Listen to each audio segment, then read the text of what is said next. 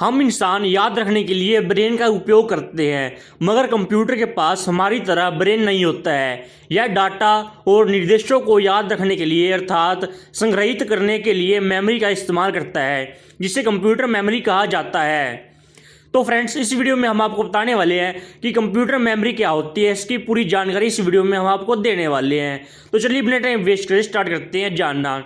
Friends, बता दें कि प्राप्त डाटा, निर्देश और परिणाम को संग्रहित करना, भंडारित करना मेमोरी कहलाता है। इसे आम भाषा में याद रखना भी कहते हैं। यानी याददाश्त कंप्यूटर याद रखने के लिए जिस उपकरण का सहारा लेता है उसे कंप्यूटर मेमोरी कहते हैं। कंप्यूटर मेमोरी डाटा को स्टोर करने का काम करती है और जरूरत पड़ने पर उसे कंप्यूटर को उपलब्ध करवाती है। मेमोरी छोटे छोटे भागों में बंटी रहती है।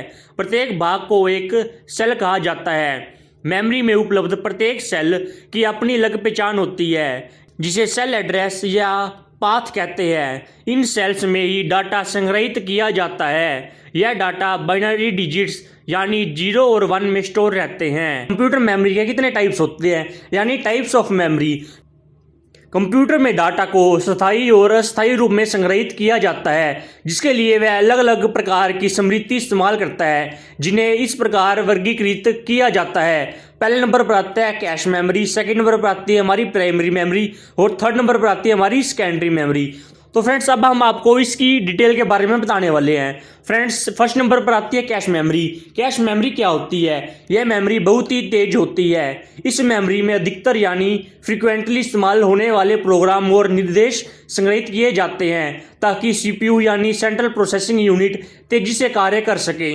कैश मेमोरी सीपीयू और मेन मेमोरी के बीच स्थित होती है, यानी सीपीयू पहले से ही कैश मेमोरी में स्टोर डाटा और निर्देश प्राप्त कर लेता है और कार्य के दोहराव से बच जाता है, क्योंकि उसे अब किसी कार्य के लिए निर्देश और प्राप्त डाटा करने के लिए प्राथमिक स्मृति में नहीं जाना पड़ता। इसलिए सीपीयू तेजी से कार्य करता है। कैश मेमोरी में इन डाटा और निर्देशों को ऑपरेटिंग सिस्टम द्वारा भेजा जाता है और जिन्हें फिर सीपीयू द्वारा इस्तेमाल किया जाता है। इस मेमोरी की स्टोरेज कैपेसिटी लिमिटेड होती है, इसलिए इसे बार बार साफ करना पड़ता है। यह डाटा यूजर के कोई काम का नहीं होता है। तो फ्रेंड्स, अब हम जान लेते हैं कि कैश मेमोरी की विशेषताएं कौन कौन सी हैं। फ्रेंड्स, पहले नंबर पर आती है हमारी कैश मेमोरी प्राथमिक स्मृति से तेज होती है। इसमें डाटा अस्थायी रूप में संग्रहित रहता है। इसमें अधिकतर इस्तेमाल होने प्रोग्राम और कार्यों के निर्देश स्टोर रहते हैं। इसकी स्टोर क्षमता सीमित होती है। स्टोर डाटा को बार बार साफ करना पड़ता है। फ्रेंड्स, अब सेकंड नंबर पर आता है हमारा प्राइमरी क्या होती है, यानी प्राइमरी मेमोरी क्या होती है। प्राइमरी मेमोरी को मुख्य मेमोरी यानी मेन मेमोरी और अस्थायी मेमोरी यानी वोलेटाइल मेमोरी भी कहा जाता है। यह मेमोरी सीपीयू का भाग होती है, जहां से सीपीयू डाटा और निर्देश प्राप्त करता है और प्रोसेस करने के बाद रक्षित रखता है। प्राथमिक मेमोरी में वर्तमान में किया जा रहे काम के निर्देश और डाटा संग्रहित रहता है। यह मेमोरी अस्थायी होती है। काम खत्म होने के बाद संग्रहित डाटा डिलीट हो जाता है और अगले काम का डाटा स्टोर हो जाता है। यह एक सतत प्रक्रिया है और अगर कंप्यूटर शटडाउन होने पर भी सारा डाटा डिलीट हो जाता है। प्राथमिक मेमोरी के दो प्रकार होते हैं, फर्स्ट रैम और वोलेटाइल मेमोरी, सेकंड रोम और नॉन वोलेटाइल मेमोरी। और फ्रेंड्स, अब हम आपको बताते हैं कि प्राइमरी मेमोरी की विशेषताएं कौन कौन सी हैं। यह मेमोरी अस्थायी होती है, सीपीयू का भाग होती है, पावर सप्लाई, यह काम खत्म होने के बाद डाटा डिलीट हो जाता है। इसके बिना कंप्यूटर काम नहीं कर सकता। अतिरिक्त मेमोरी से तेज होती है। फ्रेंड्स, अब हम थर्ड नंबर पर बात करते हैं सेकेंडरी मेमोरी की, यानी सेकेंडरी मेमोरी क्या होती है। इसे एक्सटर्नल यानी अतिरिक्त और नॉन वोलेटाइल मेमोरी के नाम से भी जाना जाता है। इसका इस्तेमाल डाटा को परमानेंटली स्टोर करने के लिए किया जाता है। इस मेमोरी में संग्रहित डाटा हमेशा के लिए सुरक्षित रहता है, जिसे यूजर और कंप्यूटर भी कभी भी एक्सेस कर सकता है। सेकेंडरी मेमोरी सीपीयू का भाग नहीं होती है। इसका डाटा पहले मुख्य मेमोरी में जाता है, इसके बाद ही सीपीयू इस्तेमाल कर सकता है। इसकी स्टोरेज कैपेसिटी बहुत ज़्यादा होती है, जैसे hard disk, CD, DVD, pen drives आदि। सेकेंडरी मेमोरी की विशेषताएं कौन कौन सी होती है? तो फ्रेंड्स, अब हम जानते हैं इसके बारे में। यह स्थायी मेमोरी होती है।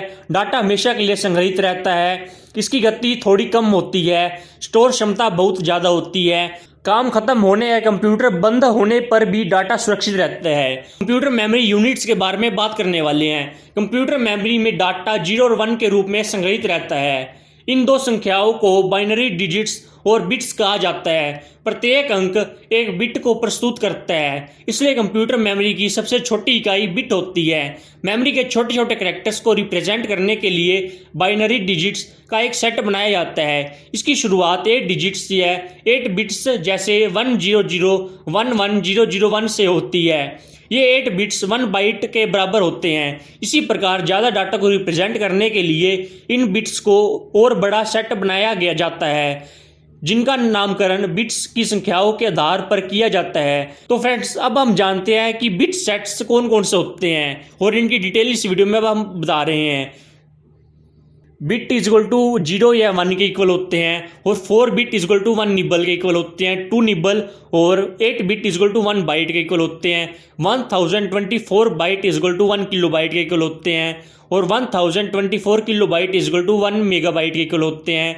1024 megabyte is equal to 1 gigabyte के इक्वल होते हैं। 1024 gigabyte is equal to 1 terabyte के इक्वल होते हैं। 1024 terabyte is equal to 1 pentabyte के इक्वल होते हैं। 1024 pentabyte is equal to 1 exabyte के इक्वल होते हैं। 1024 exabyte is equal to 1 zettabyte के इक्वल होते हैं। 1024 zettabyte is equal to 1 yottabyte के इक्वल होते हैं।